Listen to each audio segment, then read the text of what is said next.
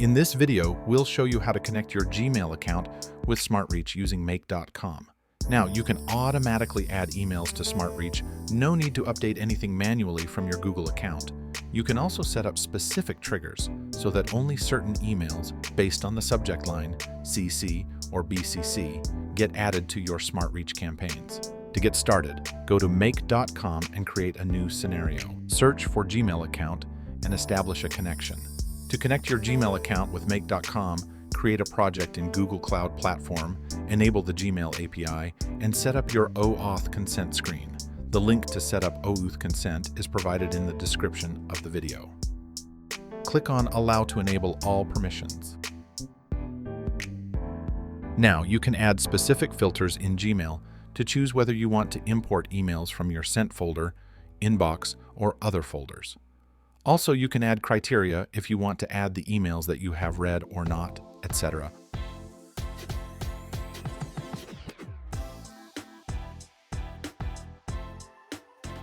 Also, you'll need to add specific queries.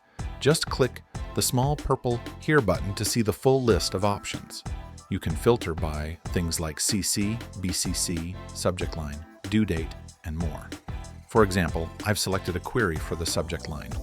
Any email with the subject SmartReach Demo will now be added to SmartReach automatically. Then I will save the settings and choose if I want to start the sync from now, or do I want to sync all the emails or with a specific date only. Now I will integrate my SmartReach app to add the prospect from Google. I will select the trigger as Add or Update Prospect.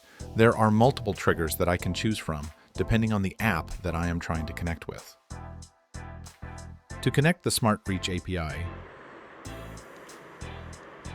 go to Settings and then the Integrations page in SmartReach. Copy the API key and paste it on make.com.